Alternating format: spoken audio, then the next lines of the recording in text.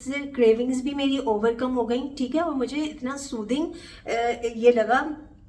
मैं इसको निकाल भी लेती हूँ, आप लोगों के साथ एंजॉय करती हूँ।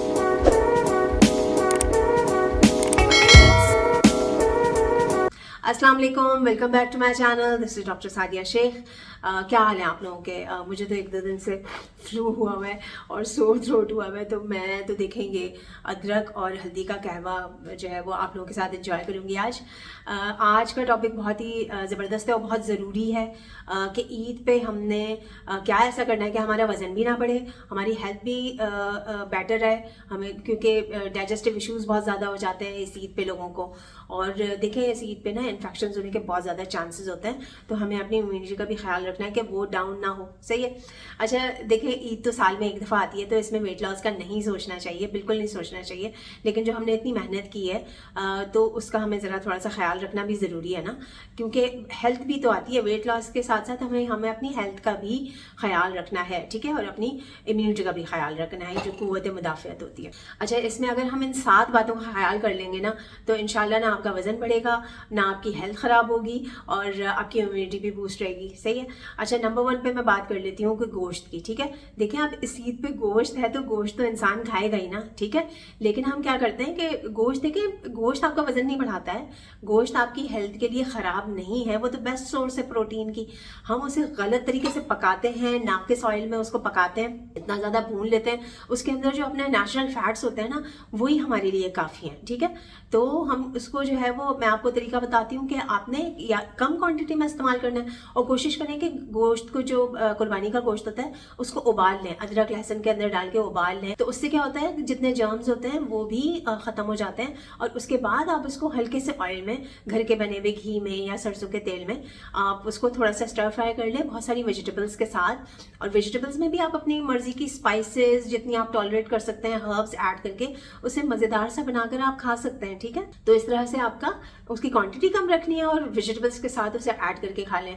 रायता बना लें, ग्रीन चटनी बना लें, उसके साथ आप इंजॉय कर लें, तो आप इस इवेंट को भी इंजॉय कर लेंगे, ठीक है। गोश्त तो खाना ही है ना, तो इस तरह से खाएंगे तो आपका जो है वो वज़न नहीं बढ़ेगा, क्योंकि गोश्त जो है वो वज़न नहीं बढ़ाता है। अगर उसकी क्वांटिटी ज़्यादा होती है और गलत तरीके से पका होता है तो फिर गोश्त आपकी हेल्थ को भी ख़राब करता है, आपका वज़न भी बढ़ाता है। सही है। अच्छा जी, नंबर 2 पे ये है कि हम क्या करते हैं कि अब इस तरह का गोश्त बहुत सारा भून के, बहुत सारे तेल में उसको हम कंज्यूम करते हैं नान के साथ। बाहर के बने हुए नान, बाहर के बने हुए पराठे, वो जो चपातियाँ होती हैं वो भी मैदे की बनी हुई होती हैं। बाहर के जो नान और पराठे होते हैं ना, उसके अंदर सॉल्ट भी होता है, शुगर भी होता है, और नाकिस तेल में वो बने हुए होते हैं, ठीक है। तो अगर आपको ये चीज़ें बनानी है तो घर में बना लें और कम क्वांटिटी में इस्तेमाल करना है। सही है। अब आप कहेंगे कि हमने दावतें तो हैं तो उसमें नान के साथ भी इंजॉय करना है, तो नान, पूरा नान नहीं खाना है, ठीक है। थोड़ा सा 1/4 पीस आप नान का ले लें, 1/4 पीस आप पराठे का ले लें। बेशक अगर आप बाहर से भी आ रहा है, मजबूरी होती है, इतने काम होते हैं तो नहीं होता, तो आप उसकी क्वांटिटी कम कर लें। वैसे तो अवॉइड करें, लेकिन उसकी क्वांटिटी कम कर लें। जो घर की बनी हुई चपाती होती है आप उसको एंजॉय कर लें, लेकिन मैंने आपको बता दिया कि नान और पराठे भी अगर आपको एंजॉय करने हैं कम क्वांटिटी में कर लें, 1/4 से ज़्यादा ना लें। जैसे स्टर फ्राई वेजिटेबल्स हो गई, थोड़ा सा गोश्त ले लिया, 3 से 4 मीडियम साइज़ की अगर आपने बोटी ले ली, तो इससे आप इंजॉय भी कर लेंगे और आपका पेट भी भर जाएगा। सही है। और जो बाहर की चटनियाँ और सॉसेज होती हैं वो हरगिज़ इस्तेमाल नहीं करनी। हरा धनिया, पुदीना और हरी मिर्च की चटनी बनाएं, ठीक है, उसको दही के साथ मिक्स करें, और वो बेस्ट प्रोबायोटिक्स भी हैं आपकी गट की हेल्थ के लिए। आपको कोई डाइजेस्टिव इश्यूज़ भी नहीं होंगे और आपका पेट भी बिल्कुल ठीक रहेगा और आप इंजॉय भी कर लेंगे। सही है। अच्छा जी, नंबर 3 पे आ जाती हैं आपकी कोल्ड ड्रिंक्स का बहुत ज़्यादा इस्तेमाल शुरू हो जाता है, फिजी ड्रिंक्स का।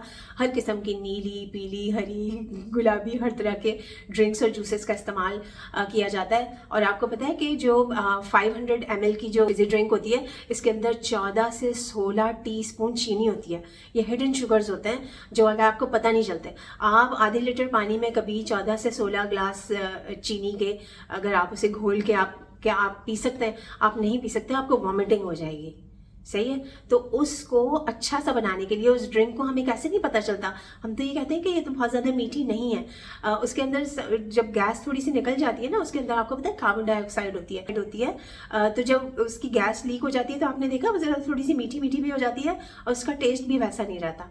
उसके अंदर फॉस्फोरिक एसिड डाला जाता है। फॉस्फोरिक एसिड उसके टेस्ट को एनहांस करता है, इस वजह से हमें उसका इतना ज़्यादा चीनी डला हुआ टेस्ट पता ही नहीं चलता।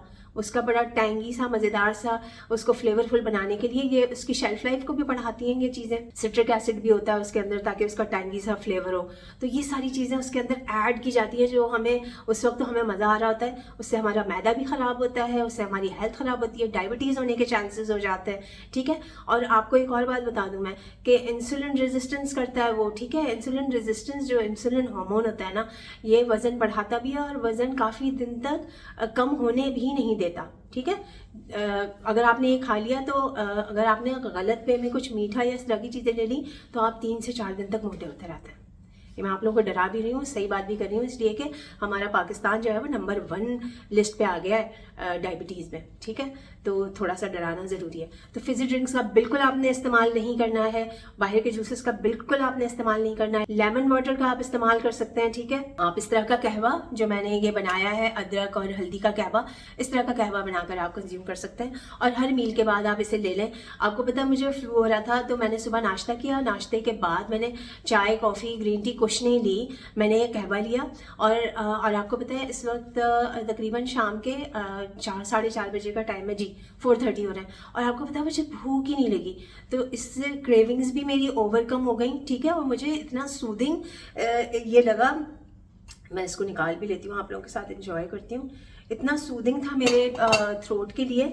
और आपको पता है कि ये नेचुरल एंटीबायोटिक्स हैं, ये जो हमारी हर्ब्स हैं ना, ये नेचुरल एंटीबायोटिक्स हैं। ये देखें, ये आपको मैं दिखाती हूँ कि मैं वहाँ फ्यूल स्टेशन गई थी तो वहाँ पर ये जिंजर और लेमन के शॉट्स मिलते हैं। सही है, तो ये हमारी इम्यूनिटी को भी बूस्ट करेगा अगर आप इस तरह का कहवा बना के इस्तेमाल करेंगे। मैं नेक्स्ट वीडियो में इसकी पूरी रेसिपी आप लोगों को अपने किचन में बना के बता दूंगी। मैं एक सिप ले लेती हूँ। बिस्मिल्लाह। बहुत ही सूदिंग और मज़ा आ गया मुझे, और मुझे इस वजह से भी अच्छा लग रहा है, मुझे अच्छा फील हो रहा है कि मुझे भूख नहीं लग रही और मेरी क्रेविंग्स ओवरकम हो गई। सही है, फिजी ड्रिंक्स के बेजा इस्तेमाल से हड्डियाँ भरभुरी हो रही हैं, ऑस्टियोपोरोसिस वैसे ही इतना कॉमन है हमारे मुल्क में, diabetes, heart disease, fatty liver, digestive issues और कोलेस्ट्रॉल का प्रॉब्लम हो रहा है। यंगस्टर्स में इतना ज़्यादा हो रहा है, कैफीन भी होता है इसके अंदर, रातों में बच्चों को नींद नहीं आती है, उनको अभी से ही कमर में दर्द हो रहा है, जोड़ों में दर्द हो रहा है, नीचे वाला वॉशरूम्स उन लोगों से इस्तेमाल नहीं होता।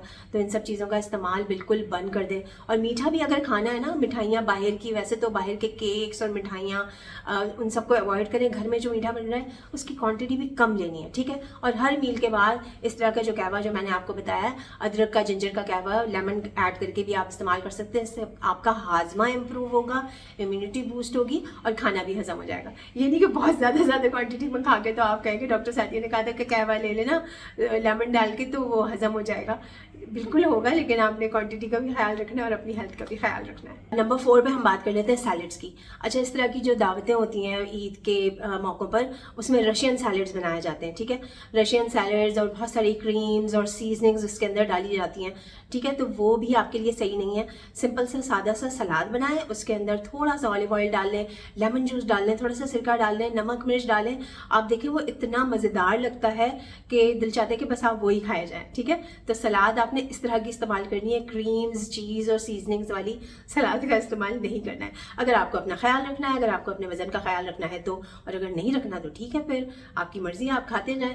आप परेशान भी होंगे और आपका मैदा भी ख़राब होगा, बीमार भी होंगे और आपका वज़न भी जो आपने उतारा है ना वज़न, उसको उतारने में और टाइम लग जाएगा आपको। ठीक है, अच्छा जी, नंबर 5 पे हम बात कर लेते हैं कि दावतें होती हैं तो उसको कैसे मैनेज करें। दावतों को आप ऐसे मैनेज कर सकते हैं कि आपको पता है ना कि पूरे दिन तो दावत नहीं होती है। ठीक है, सुबह आपने जो है वो कलेजी, गुर्दे, सारा कुछ एंजॉय कर लिया, कम क्वांटिटी में आप उसको भी एंजॉय कर सकते हैं। सही है, कम क्वांटिटी में हल्के से ऑयल में स्टर फ्राई करके, और मैंने बाकी चीज़ें आपको बता दी, वो आप एंजॉय कर सकते हैं। टी, कहवा वगैरह आप ले सकते हैं। उसके बाद उमूमन रात में ही दावत होती है ना, तो कोशिश करें आप इस तरह के कहवों का आप इस्तेमाल करें जिससे आपकी इम्यूनिटी भी बूस्ट हो। ठीक है, और आपको भूख भी कम लगे, और खाने में गैप दे दें। खाने में गैप देंगे तो रात में जो आप खाना खाएंगे वो आपको ज़रा अच्छी सी भूख भी लगी हुई होगी, आप इंजॉय भी करेंगे। और उसमें भी मैंने आपको बता दिया कि किन किन चीज़ों का ख्याल रखना है, कि क्वांटिटी का ख्याल रखना है। सही है, और अगर किसी और के घर दावत है, इन सब चीज़ों का उन्होंने ध्यान नहीं रखा हुआ, नाकिस ऑयल में खाना वाना बनाया हुआ है, तो ऑयल हटा के कम क्वांटिटी में आप जो है वो मीट लेके, थोड़ी सी रोटी लेके, सलाद वगैरह, रायता लेके आप उसे एंजॉय कर सकते हैं। ठीक है, 6 पे आ जाती है फिजिकल एक्टिविटी। अब एक्सरसाइज और वॉक का तो टाइम नहीं होता है ऐसे इवेंट्स पे, तो आपने उन सब कामों में पार्टिसिपेट करना है ताकि सबको हेल्प भी हो, ठीक है।